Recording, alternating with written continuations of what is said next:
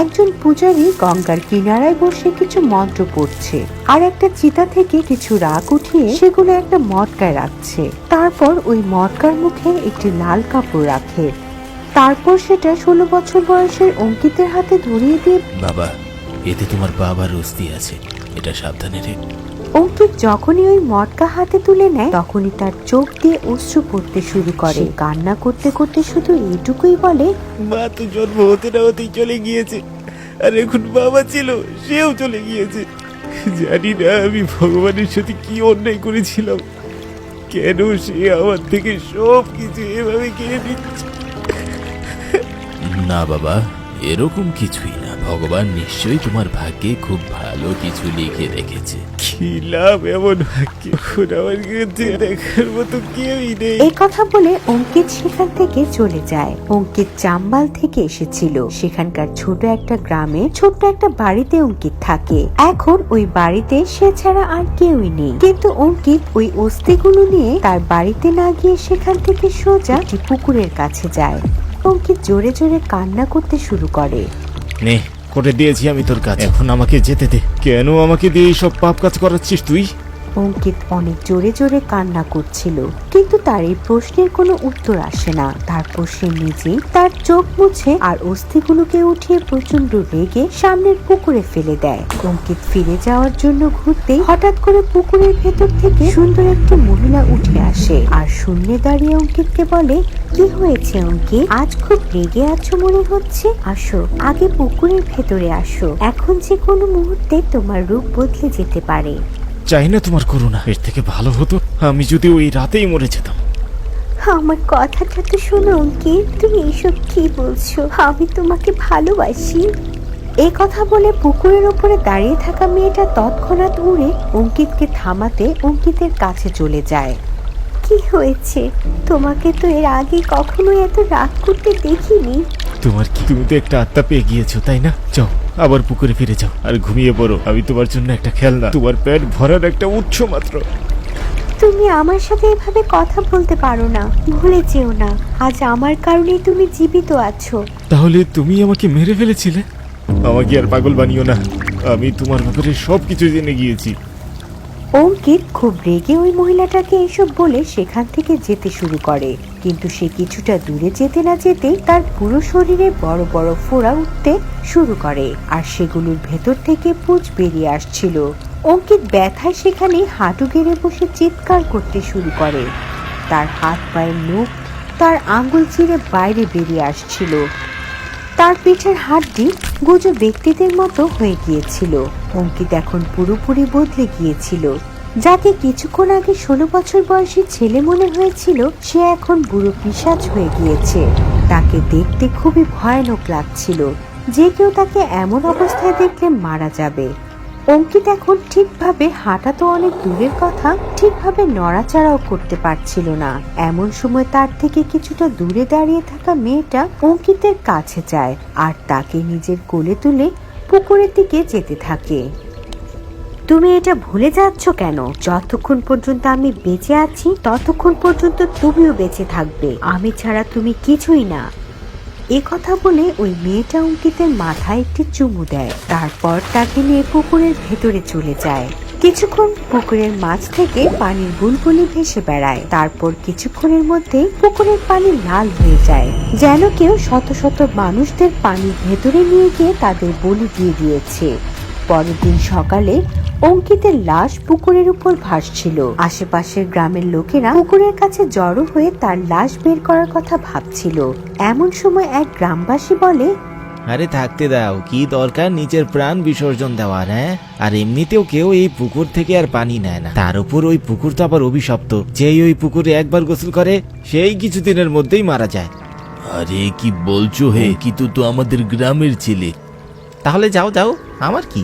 এই কথা বলে ওই ব্যক্তি সেখান থেকে চলে যায় আর তার কথা শুনে আস্তে আস্তে সকল গ্রামবাসীও সেখান থেকে চলে যায়। এভাবে অঙ্কিতের লাশ পুরো একদিন পুকুরে ভাসতে থাকে। তারপর যখনই রাত হয় তখনই অঙ্কিতের লাশ নড়াচড়া করতে শুরু করে। পরক্ষণে সে সাঁতার কাটতে কাটতে নিজেই পুকুর থেকে উঠে আসে। তারপর আবার পুকুরের পাশে বসে সে কান্না করতে শুরু করে।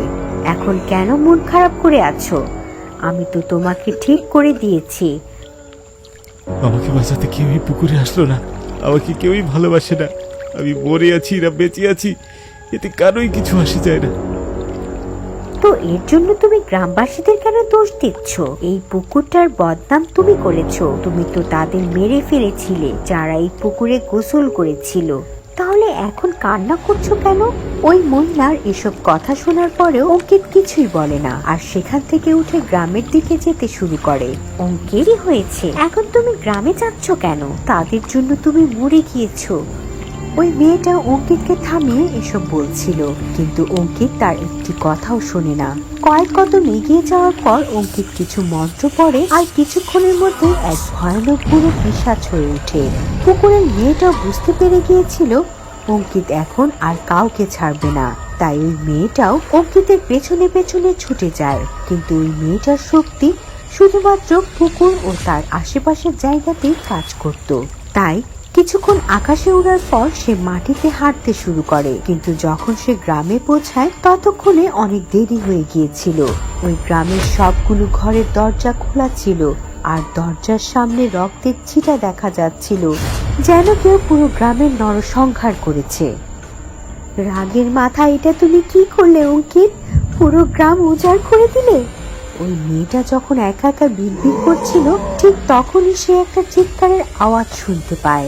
আওয়াজের পিছু করে যখন সে ওই জায়গায় পৌঁছায়, তখন তার পায়ের নিচের মাটি সরে যায়। সে দেখে গ্রামবাসীরা অঙ্কিতকে ধরে রেখেছে, যে এক বুড়ো পিশাচের রূপে রশিতে বাঁধা ছিল। তাহলে তুইও পুকুর থেকে বাইরে বেরিয়ে এসেছিস নিজের প্রেমিকাকে বাঁচানোর জন্য? ওকেও বেঁধে ফেল, আজ দুইজনকেই জীবিত পুড়িয়ে মারবো। অনেক সহ্য করেছি এদের তামাশা। ওই গ্রামের লোকের কথা শুনে বাকি গ্রামের লোকেরাও ওই মেয়েটাকে রশি দিয়ে বেঁধে ফেলে। বুনো পিশাচ আর ওই মেয়েটাকে গাছের সাথে বেঁধে তাদের চারদিকে আগুনের শিখা রেখে দেয়। ওই আগুনের তাপে তারা দুজন ছটফট করছিল। এখনো সময় আছে, বলো তোমরা কে, নয়তো আমার এক ইশারায় তোমাদের দুজনকে জীবিত পুড়িয়ে মেরে ফেলা হবে, বুঝেছো তো? গ্রামবাসীর ধমকি শুনে বুনো পিশাচ আরো রেগে যায়। মনে মনে ভাবছিল এখনই সকল গ্রামবাসীর শরীর থেকে তাদের মাথা আলাদা করে দেবে, কিন্তু গ্রামবাসীদের বাঁধা রশি থেকে তারা কোনোভাবেই ছুটতে পারছিল না। জলদি বলো তোমরা কে, আমি শেষবারের মতো জিজ্ঞাসা করছি। এই কথা বলে ওই লোকটা তার হাতে থাকা জ্বলন্ত মশালটা বুনো পিশাচের গায়ের উপর ফেলে দেয়। এতে সে ব্যথায় চিৎকার করে ওঠে। বুনো পিশাচকে এত কষ্ট পেতে দেখে ওই মেয়েটা বলে, আমি বলছি তার আগে এই জ্বলন্ত কাঠগুলো আমাদের সামনে থেকে সরাও। মেয়েটার কথা শুনে গ্রামবাসীরা তাদের সামনে থেকে জ্বলন্ত কাঠগুলো সরিয়ে নেয়। আগুন সরতেই বুনো পিশাচ একটু স্বস্তি পায়, আর নিজের কথা মতো মেয়েটাও গ্রামবাসীদের তাদের গল্প বলতে শুরু করে। আমি ডাইনি, আর আমি আত্মাদের থেকে শক্তি পাই, যাদের আমি পুকুরে ডুবিয়ে মেরে ফেলি। এই চক্করে আমি এই পিশাচটার জান নেওয়ার চেষ্টা করি, কিন্তু ও আমার থেকে অনেক বেশি শক্তিশালী ছিল। কিন্তু ও আমাকে মারেনি, বরং আমাকে বন্ধু বানিয়ে নেয়। তারপর থেকে আমরা দুজন বন্ধু হয়ে মানুষদের মারতে শুরু করি। যারাই পুকুরে আসতো আমি তাদেরই ডুবিয়ে মেরে ফেলতাম, আর এই পিশাচ ওই শিকারের রক্ত খেয়ে জীবিত থাকতো। এভাবে আমরা দুজন একে অপরের জন্য শিকার আনতাম আর একে অপরের পেট ভরতাম। কিন্তু যখন লাশ বেশি হতে শুরু করে, তখন ওই লাশগুলোকে গুম করার জন্য ওই লাশগুলোকে বেনারস নিয়ে যেত, আর তাদের অন্তিম সংস্কার করে তাদের অস্থি পুকুরে ভাসিয়ে দিত। কিন্তু এখন অঙ্কিত নিজেকে একা মনে করতে শুরু করেছে। হয়তো এখন সম্পর্কের গুরুত্ব বুঝতে পারছে। ওর মনে হতে শুরু করেছে ওকে ভালোবাসার মতো, আপন ভাবার মতো এই পৃথিবীতে আর কেউ নেই। তাই ও আমার থেকে আস্তে আস্তে দূরে সরে যাচ্ছে।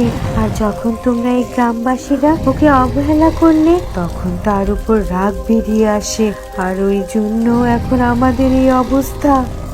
তাহলে যে অঙ্কিতের রূপ নিয়ে এই পিশাচ আমাদের মাঝে থাকতো, তাকেও মেরে ফেলেছো। আর এই গ্রামে এতদিন পর্যন্ত যতগুলো মানুষ মারা গিয়েছে, তার জন্য তোমরাই দায়ী।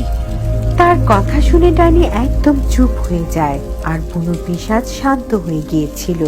তাদের দুজনের নিস্তব্ধতাই তাদের সম্মতির লক্ষণ ছিল। সব গ্রামবাসীদের তাদের আপনজন হারানোর কষ্টের কথা মনে পড়ে যায়, কিন্তু খুব দ্রুতই তাদের কান্নার রাগে বদলে যায়। তারপর সব গ্রামবাসী নিজ থেকে এক এক করে সকল মশাল উঠিয়ে নেয়, আর ওই গাছের সাথে ডাইনি ও বুনো পিশাচকে জীবিত জ্বালিয়ে দেয়। দুজনের চিৎকারে পুরো আকাশ কেঁপে ওঠে, কিন্তু যতক্ষণ না চিৎকার শান্ত হয় ততক্ষণ গ্রামবাসীদের চোখের পানি শুকাচ্ছিল না। তারপর কয়েক সপ্তাহের মধ্যে গ্রামবাসীরা ওই পুকুরটাও মাটি দিয়ে ভরাট করে ফেলে। তার কয়েক মাস পরে এটা একটা গল্পে পরিণত হয়।